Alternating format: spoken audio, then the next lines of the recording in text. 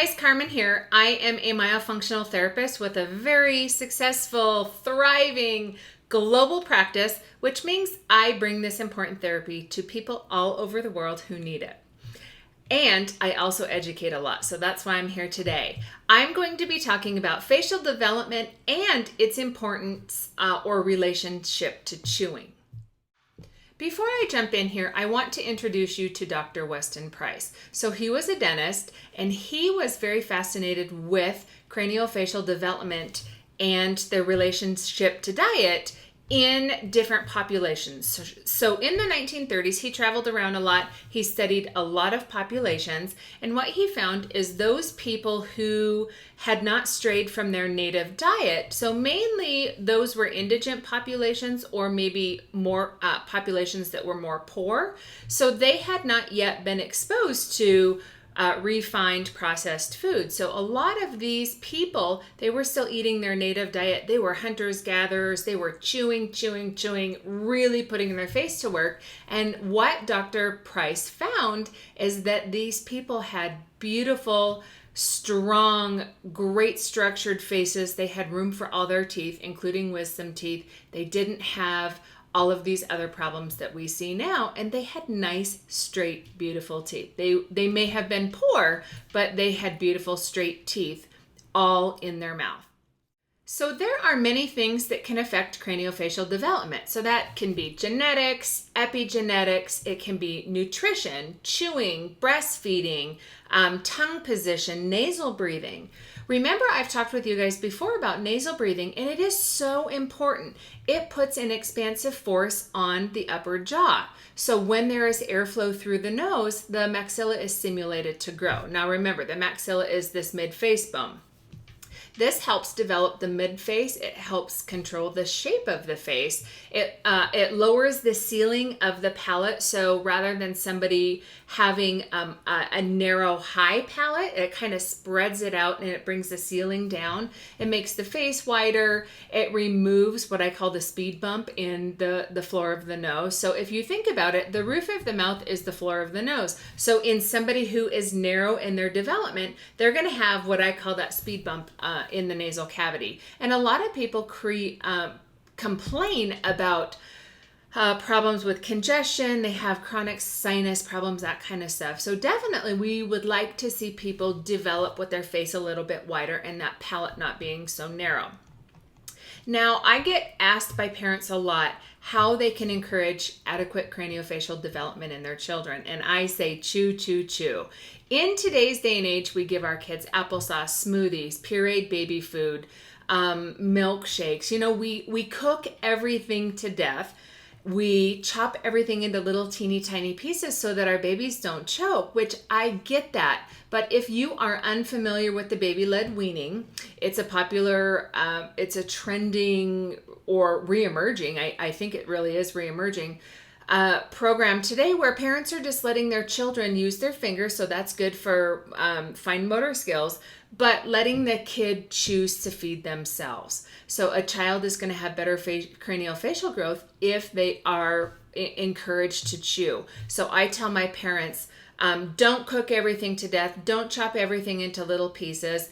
It's okay for Johnny to chew on a pork chop or to chew on broccoli. That child is going to get much better craniofacial development than a child who is drinking a smoothie or eating a chicken nugget all the time.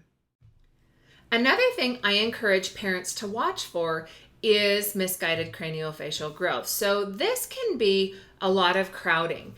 Children are supposed to have what's called leeway or primate spacing, and so that's gaps in all of our teeth so that there is room for that bigger permanent adult tooth. Because if you compared, obviously it's little and it's a lot bigger. So if you have an infant, or not an infant, but you have a toddler who's developing and they have crowding, this is a big red sign. And so this is what I would call misguided craniofacial growth, and you should be seeking to talk to your doctor early intervention ortho with an orthodontist that does something like orthotropic type of ortho, because those orthodontists, they really work on developing that face forward. And waiting until a child is 12 and all the permanent teeth have come in means that a parent has really missed the window for that. So I tell parents, when somebody has crowded teeth, or if a child is told that, they're going to have, not a child, it would be more like a teenager, impacted wisdom teeth, they're kind of outside of that window, but the jaw will continue growing a little bit further, past the face. So watching that with kids, mainly young kids, also teenagers, is going to be important, because remember, this means that the head and parts of the skull are not developing properly. This includes the airway and can thus affect how your child gets oxygen.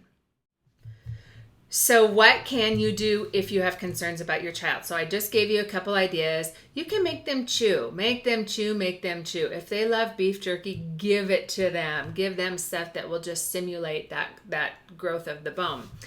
You can help them correct open mouth resting posture. And many parents ask me how I intend for them to do this. And they can just use their fingers and gently close the lips. That's going to help. Another thing that's going to be helpful is don't stick your head in the sand if you know there are certain things that cause congestion or stuffiness in your kiddo. For a lot of people, and you guys would be surprised, they will say, well, Sally she doesn't do very well with dairy because she gets congested, but the parents continue to give her dairy. So I don't encourage that. If your child has a sensitivity or an allergy to pets, you are going to have to take some steps to help alleviate that. That may not mean getting rid of Fluffy, but that might mean not letting Fluffy sleep on your child's pillow at night if your kiddo is having trouble with allergens. So that's going to be dust, dander, dairy. Those are biggies. Anything that causes congestion, I would like you to really tune into and try and make changes for your child. A couple different things you can do. So if you suspect myofunctional impairment with your child, you can speak to a myofunctional therapist like me, anybody, I don't care. I just want you to talk to somebody. Another great tool is to download my free assessment tool. There's an adult one and a child one, and there's 25 of the most important questions that I ask during a comprehensive exam. So download this, do a self-assessment, and see what you learned from it, and then you can contact me. The next step after that would be an assessment. Everybody can have a free 30-minute assessment, or you can have an exam too. The best part about doing an assessment is you get to meet me, you get to see what it's like to do therapy online, as well as make sure that it makes sense for you to move on to a paid comprehensive exam. Because I would never want you to do that, and then we meet and you've paid me, and now I'm saying your kiddo is fine. So it always helps to do that free 30-minute assessment. Again, you do not have to contact me. Just understanding what you should do, finding somebody who can guide you and can give you a step-by-step framework, what to do on this journey, is going to be really important. And then last, I am normally live on Facebook every week, so you can find me at The Tongue Trainer. That's my business page.